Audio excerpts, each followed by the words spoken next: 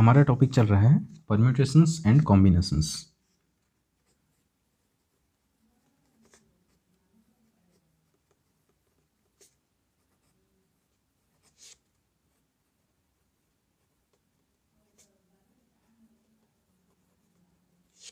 Permutations and combinations पिछले class में हमने पढ़े थे परम्यूटेशंस। ओके, हमने पढ़े थे परम्यूटेशंस, जिसमें हमने पढ़ा था permutation when all the objects are distinct. इसमें हमने पढ़ा था permutation when all the objects are distinct. Okay, तो इसमें हमने एक थ्योरम प्रूव किए थे। ओके, थ्योरम प्रूव किए थे। थ्योरम का स्टेटमेंट क्या था? The number of permutations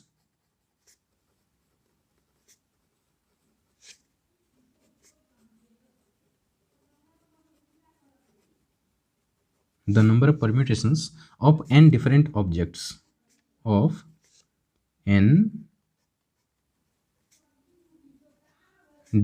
objects taken r at a time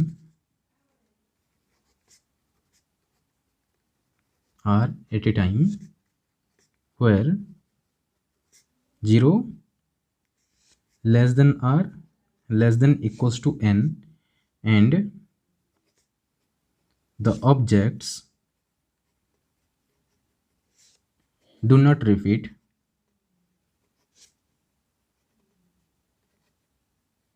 is n into n minus 1 into n minus 2 up to n minus r plus 1.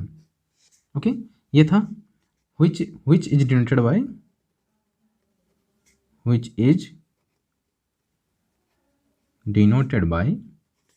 NPR। ये theorem हमने prove किया था। तो ये जो थ्योरम है इसमें जो लिखा गया था NPR, ओके, इसमें क्या लिखा था? NPR इक्वल्स टू क्या हुआ था? n into n minus 1 into n minus 2 up to n minus r plus 1, ये था। तो इसको हम क्या लिख सकते हैं?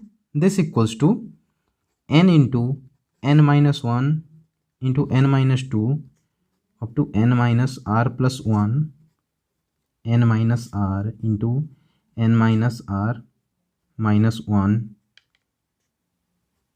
n minus r minus 2 up to 3 into 2 into 1 whole divided by n minus r into n minus r minus 1 into n minus r minus 2 up to 3 into 2 into 1। Okay, हमने यहाँ पे किया क्या? न्यूमरेटर में n minus r into n minus r minus 1 into n minus r minus 2 up to 3 into 2 into 1 multiply किया और denominator में उसी को डिवाइड कर दिया। ओके, मतलब हमने क्या किया? n into n minus 1 into n minus 2 up to n minus r plus 1 को हमने मल्टीप्लाई कर दिया न्यूमरेटर में n minus r into n minus r minus 1 up to 3 into 2 into 1 और डिवाइड कर दिया n minus 1 into n minus r minus 1 into n minus r minus 2 into 3 into 2 into 1। Okay, अभी क्या हो जाएगा? This equals to n into n minus 1 into n minus 2 up to कहाँ तक है? 1। ओके, तो ये क्या हो जाएगा? n factorial. Okay, n factorial open n minus r into n minus r minus 1 into n minus r minus 2 up to कहाँ तक है? 1 तक। तो ये क्या हो जाएगा? n माइनस r फैक्टोरियल हो जाएगा। ओके, दिस इम्प्लाइज NPR को हम क्या लिख सकते हैं? n factorial divided by n minus r factorial. Okay, ये है फॉर्मूला NPR का। ओके, समझ में है? Where 0 less than r less than equals to n। Okay, 0 less than r less than equals to n. In particular if r equals to n, जब r का value n के साथ same हो जाएगा तो क्या हो जाएगा, एन पी एन हो जाएगा। दिस इक्वल्स टू क्या हो गया, n factorial upon n minus n factorial, that's equals to n factorial upon 0 factorial is equals to क्या हो जाएगा, एन फैक्टोरियल। ओके, तो n p n equals to n factorial होता है। ओके, देखो अभी अगर हम क्या करेंगे, किसी भी ऑब्जेक्ट को हम अरेंज नहीं करेंगे, arranging no objects at all, किसी भी ऑब्जेक्ट को हम अरेंज नहीं कर रहे हैं, तो क्या है, जो ऑब्जेक्ट है उसी को ऐसे ही रहने देना है। तो हमारे पास कितने परमुटेशंस होंगे, एक ही वे होंगे वैसे करने का।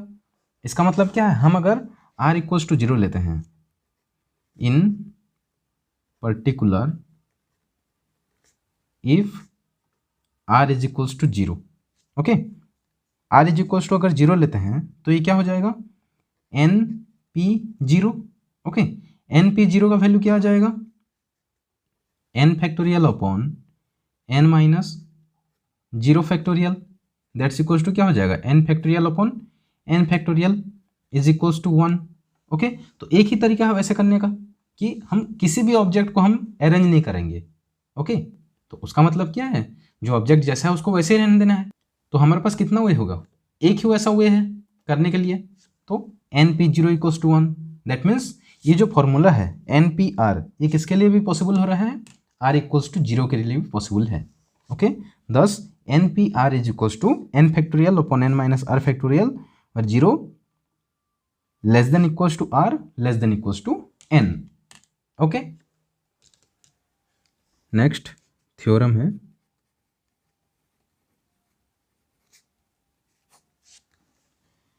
the number of permutations of n different objects, the number of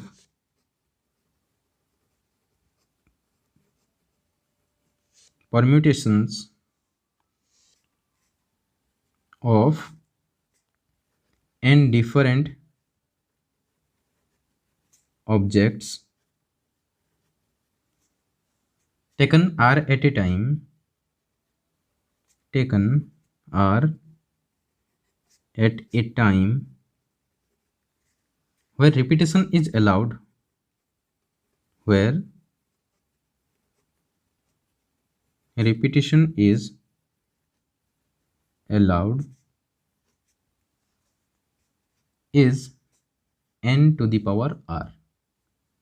okay, क्या बोला है थ्योरम का स्टेटमेंट में, अगर n डिफरेंट ऑब्जेक्ट्स को हम अरेंज कर रहे हैं, n डिफरेंट ऑब्जेक्ट्स का अरेंज कर रहे हैं, taking r at a time, r objects को हम एक साथ लेके, हमारे पास अवेलेबल है n ऑब्जेक्ट्स, उसमें से r ऑब्जेक्ट्स को हम एक साथ ले रहे हैं और उनको अरेंज कर रहे हैं, जिसमें क्या हो रहा है, रिपीटेशन अलाउड है। ओके, रिपीटेशन अलाउड है, तो टोटल नंबर ऑफ परम्यूटेशंस कितना हो जाएगा, वहां पे बोला है n to the power r। Okay, तो इसका देखेंगे proof,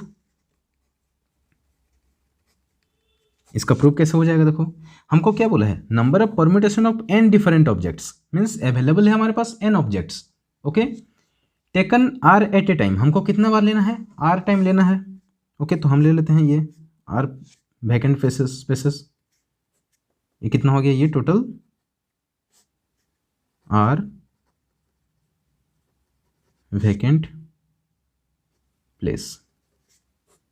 okay, r vacant place है टोटल। तो फर्स्ट प्लेस में हमारे पास टोटल नंबर ऑफ ऑब्जेक्ट्स कितने अवेलेबल हैं, n ऑब्जेक्ट्स। तो फर्स्ट प्लेस में हम कितने ऑब्जेक्ट्स को अप्लाई कर सकते हैं, कितने ऑब्जेक्ट्स हम ले सकते हैं फर्स्ट प्लेस में, हमारे पास टोटल नंबर ऑफ ऑब्जेक्ट्स है n। देखो, तो अभी हमारे पास टोटल नंबर ऑफ ऑब्जेक्ट्स कितना है, n। तो ये जो फर्स्ट प्लेस में हम कितने ऑब्जेक्ट्स रख सकते हैं, यहाँ पे n ऑब्जेक्ट्स, तो यहाँ पे आ जाएगा कितना, n। Okay, then since repetition is allowed बोला है, रिपीटेशन इज अलाउड बोला है, तो सेकंड प्लेस में भी हम कितने ऑब्जेक्ट्स ले सकते हैं, n। उसी तरह थर्ड में भी n, फोर्थ में n, उसी तरह चलेगा ये n। कहाँ, कितने time, r time, r vacant places है तो r टाइम। तो according to fundamental principle of counting इसका वैल्यू क्या हो जाएगा, n up to r time. r time means n to the power r हो जाएगा कि नहीं, होगा कि नहीं, n up to r times, that is n to the power r। Okay, तो इसको अभी हम स्टेटमेंट में कैसे लिखेंगे,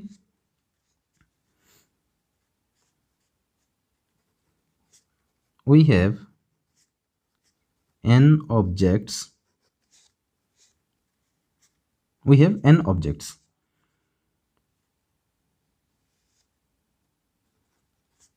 we have to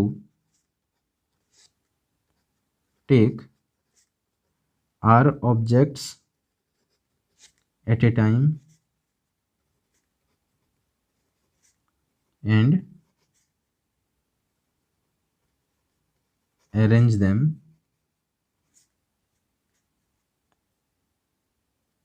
with repetition of the objects। Okay, repetition allowed है। तो the first place can be filled of by n objects। okay, first place can be filled up by n objects, then the second place can be filled of by same n objects। why? because repetition is allowed। Okay, repetition allowed है, तभी second place किस में field हो पाएगा, N objects में, and so on the rth place can be filled of by n objects। now by fundamental principle of counting,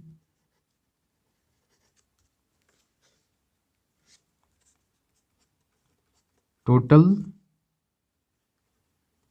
number of permutations is n into n into n up to r times। Okay, that's is equals to n to the power r। Okay, समझ में आया कैसे हुआ? अभी next पढ़ेंगे हम permutations.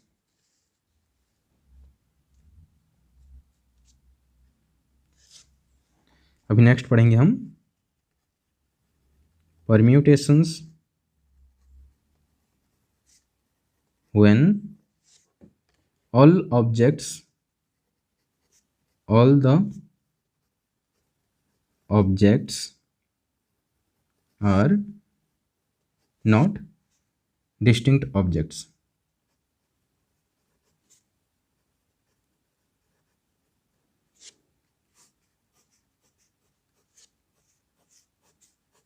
तो अभी हम पढ़ने वाले कि वो सारे परम्यूटेशंस लेंगे जिसमें ऑब्जेक्ट्स डिस्टिंक्ट नहीं होंगे। ओके, कुछ ऑब्जेक्ट्स डिस्टिंक्ट नहीं होंगे।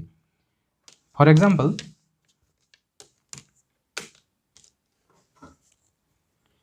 हमको अगर बोला जाए कि find the number of ways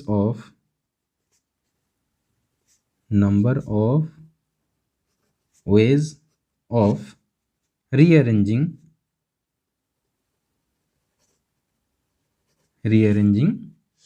the letter of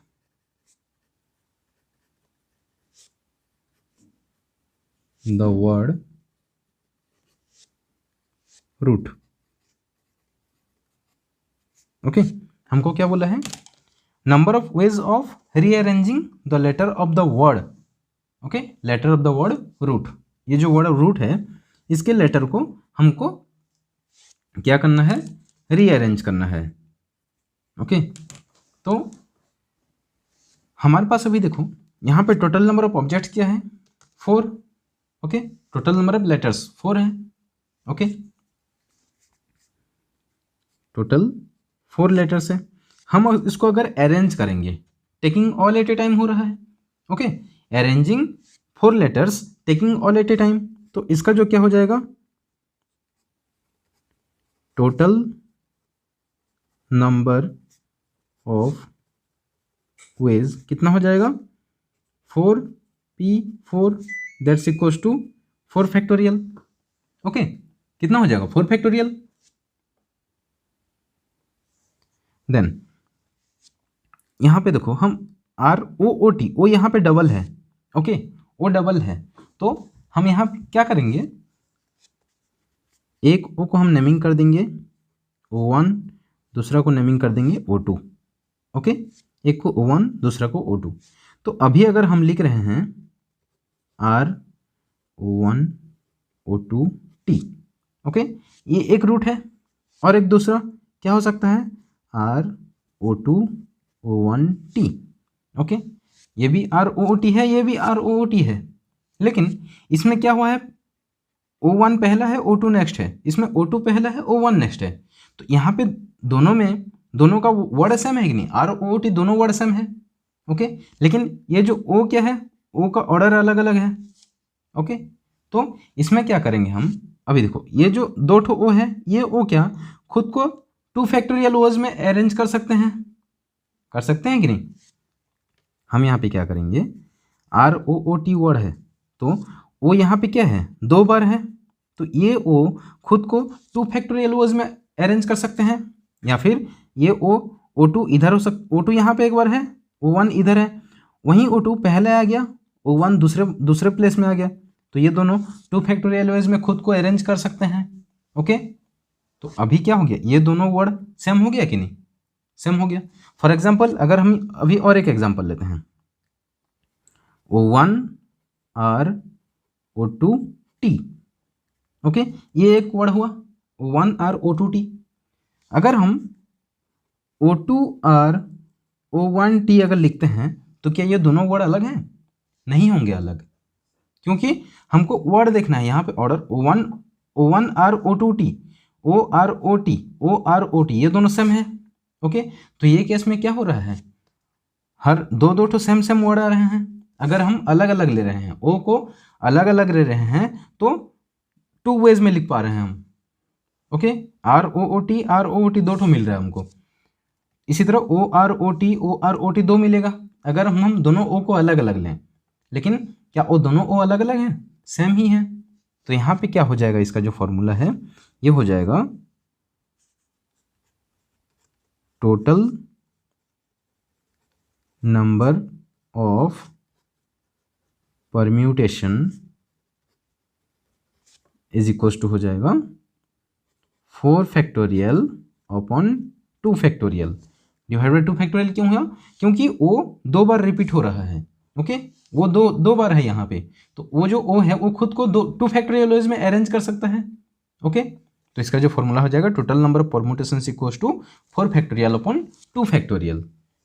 उसी तरह हम और एक एग्जांपल लेते हैं, जैसे कि नेक्स्ट एग्जांपल ले रहे हैं हम, जिसमें क्या है इंस्टीट्यूट, INSTITUTE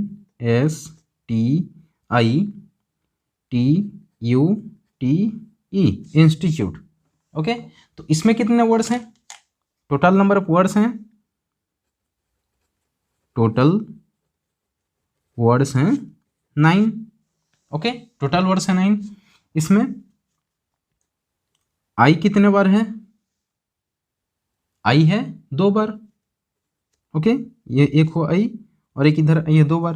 देन टी कितने बार है, 3 बार, 3 टाइम्स, 1 2 3, टी 3 टाइम्स है। और भी बाकी सब जितने हैं वो डिफरेंट वर्ड्स हैं, डिफरेंट लेटर्स हैं। ओके, तो अभी अगर हमको बोला जाए कि इंस्टीट्यूट के वर्ड्स लेटर्स को यूज करके हमको अरेंज करना है, डिफरेंट वर्ड्स फॉर्मेशन करना है। ओके, तो अभी क्या हो जाएगा देखो, टोटल नंबर ऑफ वर्ड्स है 9, तो हमारा क्या होना चाहिए, total number of veg, total number of permutations क्या होना चाहिए, टोटल नंबर ऑफ परम्यूटेशंस क्या होना चाहिए, इज इक्वल्स टू क्या होना चाहिए, 9 फैक्टोरियल होना चाहिए। ओके, लेकिन ये गलत होगा, क्यों, देखो हम अगर इसको लिखते हैं, देखो हमारे पास दो आई है, टी 3 बार है, तो हम ये I1 I2 कर लेते हैं और टी को T1 T2 T3 कर लेते हैं। ओके, T1 T2 T3 कर लेते हैं। तो हम एक कंसीडर कर रहे हैं एक वर्ड जिसमें हमने अरेंज किया है, ओके, कि I1 N T1 S I2 T2 U E T3। Okay, हमने अगर ये एक वर्ड को हमने एज्यूम किया, ओके, ये भी एक वर्ड फॉर्मेशन होगा कि नहीं, 9 लेटर्स को लेके। ओके, तो I1 यहाँ पे हुआ, I2 इधर है, ओके, T1 ये प्लेस में है, T2 ये प्लेस और T3 ये प्लेस में। तो अभी देखो हम I1 को ये प्लेस में भी लिख सकते हैं, I2 को इधर भी लिख सकते हैं, या फिर I1 को, हाँ, I1 को I2 की जगह और I2 को I1 की जगह लिख सकते हैं। तो इसको हम ऐसे भी लिख सकते हैं, I2 N T1 S I1 T2 U E T3। Okay, तो हम इसको इस हिसाब से भी लिख सकते हैं। तो क्या ये दोनों वर्ड अलग अलग हैं, वर्ड अलग अलग नहीं है। जब हम I1 और I2 को अलग लेंगे तब अलग होगा, लेकिन यहाँ पे I तो एक ही है ना, I एक ही है, तो INTSITUET, यहीं पे भी INTSITUET सेम ही है। ओके, तो ये जो I1 और I2 है, I 2 बार है, तो I खुद को कितना बार रीअरेंज कर सकता है, 2 फैक्टोरियल वेज में। Okay, I can arranged in 2 factorial veg. Okay, 2 factorial veg में खुद को अरेंज कर सकता है। देन ये तो गया I का बात। अभी T का देखते हैं, T1 ये प्लेस में है, T2 ये प्लेस, T3 ये प्लेस में, तो T1 की जगह हम T2 लिखेंगे तो क्या गलत होगा, नहीं होगा। इधर IN, अभी हम अगर I1 N T2 S I2 T1 U E T3, क्या ये दोनों वर्ड अलग अलग हैं, नहीं है। लेकिन अगर हम T1 और T2 को अलग अलग लें तभी ये डिफरेंट वर्ड्स होंगे। ओके, लेकिन T तो दोनों सेम ही है। तो अभी ये जो T है, हमारे पास T कितने टाइम्स है, 3 टाइम्स है, T रिपीट हुआ यहाँ पे, तो I can be arranged, या फिर T can be arranged in 3 factorial veg. Okay, 3 factorial veg में अरेंज हो सकते हैं। ओके, तो यहाँ पे जो हम अगर डिफरेंट I1 I2 को लिए, I1 I2, तो ये दोनों वर्ड सेम हैं।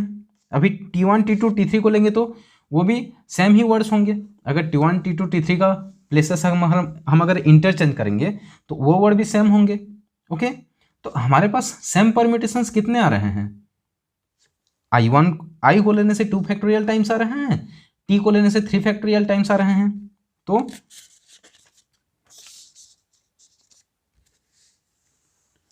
तो अभी ये टोटल सेम परम्यूटेशंस कितने आ रहे हैं, नाउ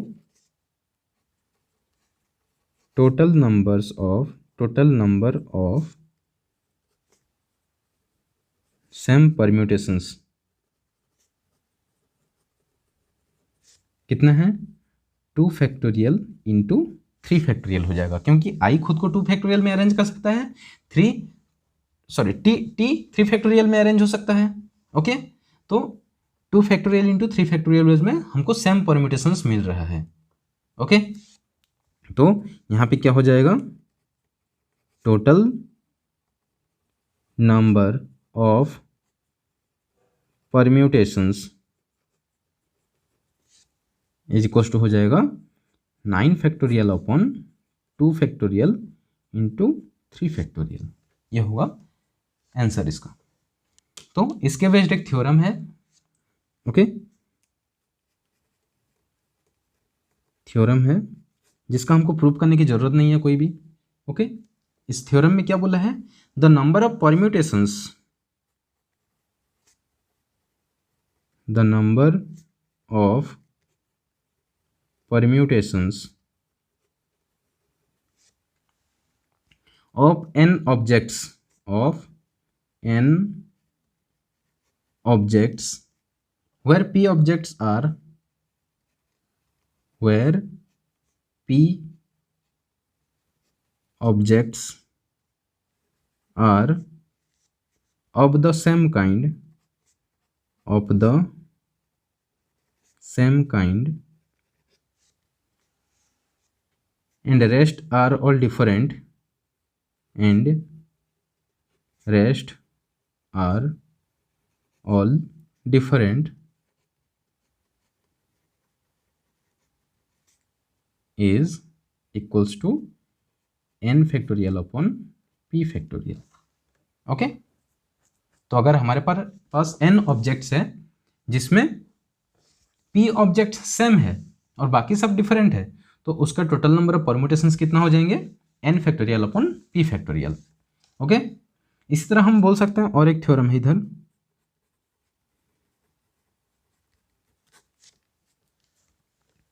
इसी तरह अगर हमारे पास n ऑब्जेक्ट्स है उसमें p1 ऑब्जेक्ट्स एक टाइप के हैं, p2 ऑब्जेक्ट्स दूसरे टाइप के हैं और p3 ऑब्जेक्ट्स तीसरे टाइप के, उसी तरह pk ऑब्जेक्ट्स kth टाइप के हैं, तो उसका परम्यूटेशंस क्या हो जाएगा, देखो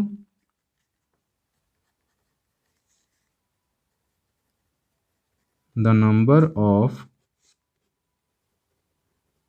permutation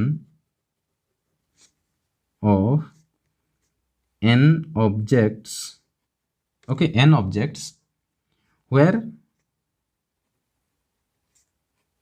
p1 objects are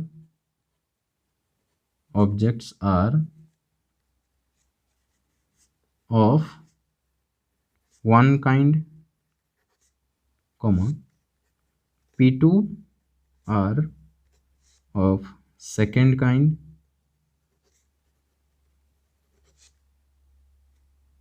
and pk are of, and so on, pk are of kth kind, and the rest, if any are of different kind,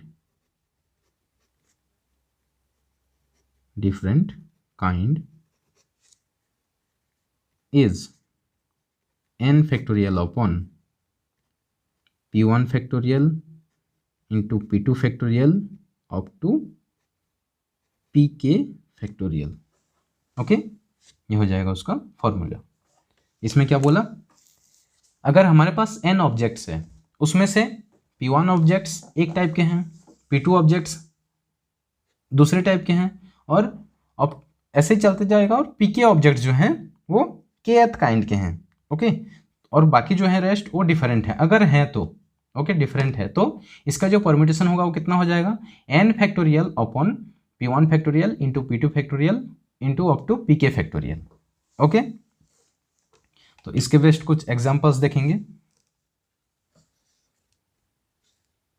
इसके बेस्ट एग्जांपल देखते हैं। एग्जांपल स्टेटमेंट, एग्जांपल में क्या बोला है, देखो एग्जांपल में क्या बोला है, find the number of permutations, find the number of permutations of the letters of the word, of the letters of the word Allahabad, ALLAHABAD,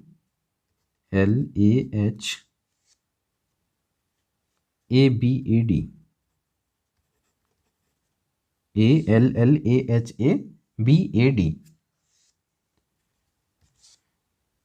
तो इसमें कितना नंबर ऑफ परम्यूटेशंस आ जाएंगे? टोटल नंबर ऑफ परम्यूटेशंस क्या हो जाएगा? देखो सॉल्यूशन, ये जो वर्ड अलाहाबाद है, ALLAHABAD,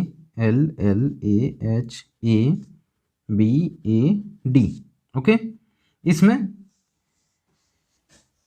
टोटल नंबर कितने हैं? टोटल नंबर ऑफ ऑब्जेक्ट्स या फिर letter? Total number of letters कितने हैं? 9, ओके। इसमें फिर जो 9 लेटर्स हैं, इसमें से कुछ लेटर्स रिपीट हुए हैं, ओके। जो 9 लेटर्स हैं, इसमें से कुछ लेटर रिपीट हुए हैं। तो यहाँ पे जो टोटल नंबर ऑफ ए कितने बार रिपीट हुआ है? 1 2 3 4 टाइम, ओके। देन एल कितना बार रिपीट हुआ है? 1 2 टाइम्स, ओके। देन बाकी जितने हैं वो डिफरेंट हैं, ओके। सो ए रिपीट हुआ है 4 बार, एल रिपीट हुआ है 2 बार, okay. Now therefore the required number of arrangements, the required number of arrangements is equals to क्या हो जाएगा? टोटल नंबर है हमें 9 फैक्टोरियल अपॉन ए रिपीट हुआ है 4 times, means 4 factorial, L repeat हुआ है 2 times into 2 factorial, okay. This equals to क्या हो जाएगा? 9 factorial upon 4 factorial into 2 factorial. 9 factorial को हम क्या लिख सकते हैं? 9 into 8 into 7 into 6 into 5 into 4 factorial upon 4 factorial into 2 into 1, okay. तो इसका वैल्यू क्या हो जाएगा? 4 फैक्टोरियल कैंसिल आउट हो जाएगा, ओके। तो ये हो जाएगा 9 into 8 into 7 into 6 into 5 upon 2 is equals to आ जाएगा 7560, ओके। ये हो जाएगा इसका आंसर। नेक्स्ट एग्जांपल में बोला है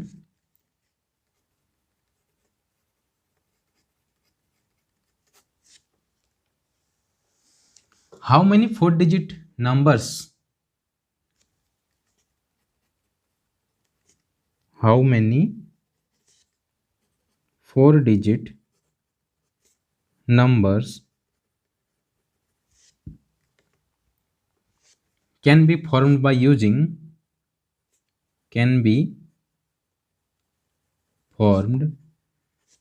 using the digits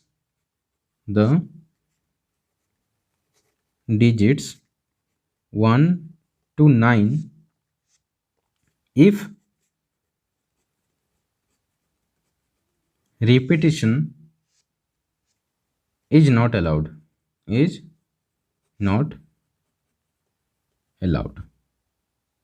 ओके। तो क्वेश्चन बोला है how many 4 digit numbers can be formed, 4 digits number कितने फॉर्म हो सकते हैं? हम किसको किसको लें? अगर 1 to 9 डिजिट्स को अगर लें, 1 2 3 4 5 अप टू 9, ये सारे डिजिट्स को लेके बिना रिपीटेशन किए, बिना रिपीटेशन हुए ये सारे डिजिट्स को यूज करके हम कितने 4 डिजिट नंबर्स फॉर्मेशन कर सकते हैं, ओके। तो देखो इसका देखते हैं सॉल्यूशन। हमको फॉर्मेशन कितने डिजिट्स का करना है? 4 डिजिट्स। तो we have to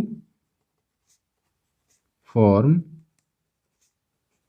4 digit numbers, okay, 4 digit numbers. This implies r equals to क्या हो जाएगा यहाँ पे 4, okay. Total number of objects, और हम बोल सकते हैं digits, total number of digits available कितने हैं 9। This implies n equals to यहाँ पे क्या है 9। ओके, फिर यहाँ पे बोला है without repetition. Okay, without repetition that means ये क्या हो जाएगा, दिस मीन्स ये क्या हो जाएगा, the permutation of 9 different digits taken 4 at a time, ये हो जाएगा। Okay, therefore the required 4 digit numbers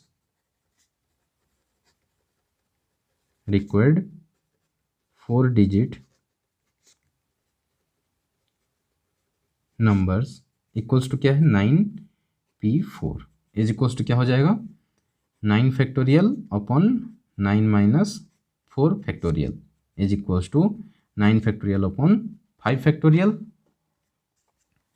this is equals to 9 into 8 into 7 into 6 into 5 factorial upon 5 factorial is equals to 9 into 8 into 7 into 6 is equals to कितना आ जाएगा 3024। Okay, ये हो जाएगा इसका आंसर। नाउ नेक्स्ट एग्जांपल दिया है,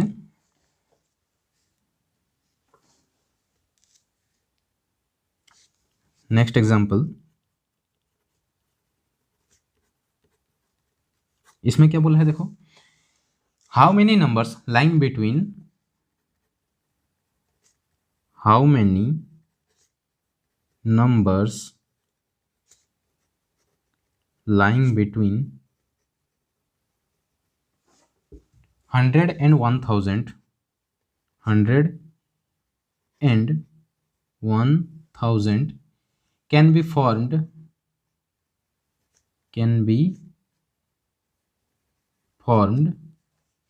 with the digits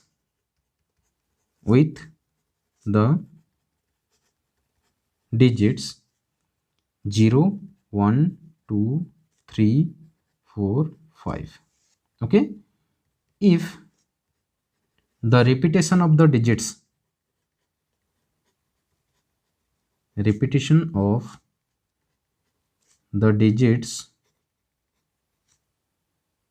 is not allowed। Okay, तो क्वेश्चन में क्या बोला, 100 से 1000 के बीच में कितने सारे नंबर्स हैं जो कि फॉर्मेशन हुए हैं 0 1 2 3 4 5 को लेके बिना रिपीटेशन किए हुए डिजिट्स के। ओके, तो इसका देखते हैं सॉल्यूशन क्या होगा।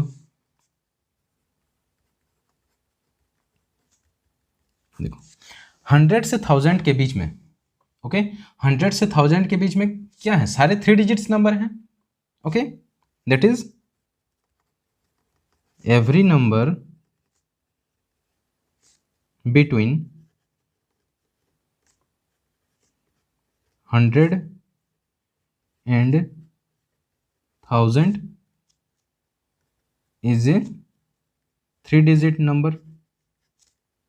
ओके, 3 डिजिट नंबर, तो 100 से 1000 के बीच में जितने भी नंबर हैं वो 3 डिजिट नंबर हैं। ओके, तो हमको पहले क्या निकालना है कि 0 1 2 3 4 5 को यूज करके हम कितने 3 डिजिट्स नंबर फॉर्मेशन कर सकते हैं बिना रिपीटेशन किए। ओके, तो हमको पहले निकालना है 0 1 2 3 4 5 को यूज करके हम कितने सारे 3 डिजिट्स नंबर्स फॉर्मेशन कर सकते हैं। तो ये क्या हो जाएगा, first we have to count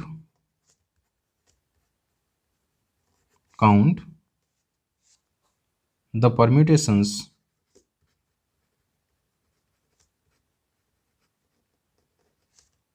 of 6 digit digits taken 3 at a time। Okay, इसका मतलब क्या है, हम 3 डिजिट नंबर्स इस 6 डिजिट्स को लेके 3 डिजिट्स नंबर्स कितना फॉर्मेशन कर सकते हैं बिना रिपीटेशन के। Okay, so that is 6p3। Okay, वो क्या हो जाएगा 6p3, है कि नहीं। Total number of 3 digits number without repetition कितना हो जाएगा 6p3। बट 6p3 तो होगा, लेकिन जीरो को अगर हम देखो, हमको क्या फॉर्मेशन करना है 3 digits number. Okay, 3 digits number formation किए, इसमें अगर जीरो अगर पहला प्लेस में आ जाता है, इसमें क्या क्या है 0 1 2 3 4 5, तो अगर जीरो 100 प्लेस में आ जाता है तो ये जो हो क्या हो जाएगा 2 डिजिट्स नंबर हो जाएगा यहाँ पे, और जो बाकी 2 नंबर रहेगा तो ये क्या 2 डिजिट्स नंबर हो जाएगा। जैसे कि 0 4 5 0 3 2, ये सब क्या हो जाएंगे, ये सारे 2 डिजिट्स नंबर हो जाएंगे। ओके, तो हमको क्या करना है, लेकिन तो ये सब क्या, ये सब तो 100 और 1000 के बीच में नहीं आएंगे ना, तो हमको क्या करना है, हमको ये नंबर्स को एक्सक्लूड करना है, ये नंबर्स को हमको इंक्लूड नहीं करना है उनके बीच में। तो अभी हम क्या करेंगे, ये सारे जो नंबर्स निकल रहे हैं टोटल नंबर्स कितने आ रहे हैं उसको हम माइनस कर देंगे उसमें से, तो हमको पता चल जाएगा, है कि नहीं। तो इसके लिए हमको क्या निकालना पड़ेगा कि जीरो को छोड़ देते हैं अपन। ओके, जीरो को छोड़ देते हैं तो हमारे पास कितने डिजिट्स रहेंगे 1 2 3 4 5। अभी हम क्या करेंगे, ये पांचों डिजिट को लेके हम 2 डिजिट्स नंबर्स कितना फॉर्मेशन कर सकते हैं वो निकाल लेते हैं, तो हमको क्या मिल जाएगा, ये सारे नंबर्स मिल जाएंगे। Okay,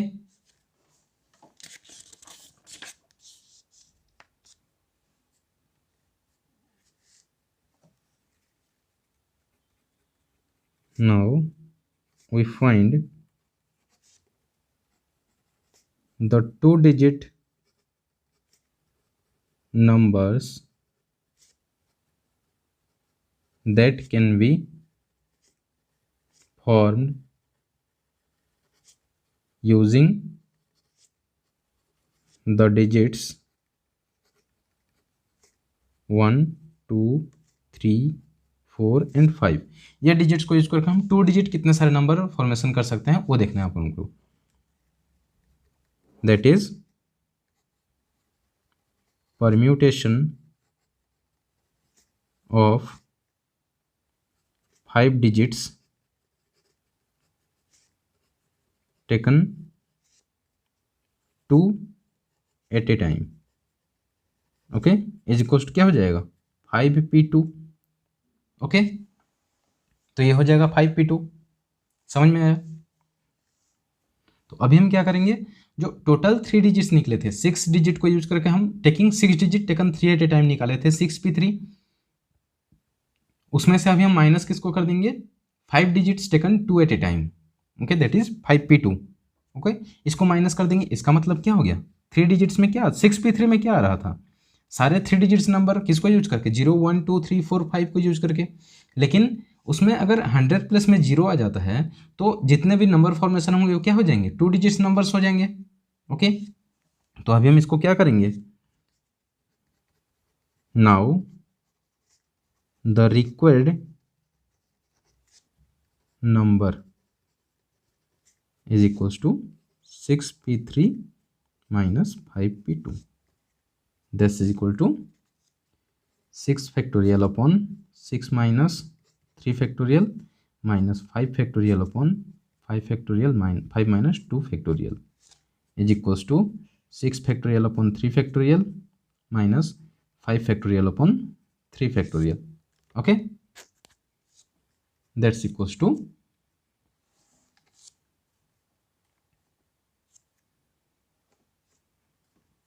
6 into 5 into 4 into 3 factorial upon 3 factorial minus 5 into 4 into 3 factorial upon 3 factorial, that's equals to 6 into 5 into 4 minus 5 into 4, that's equals to 100.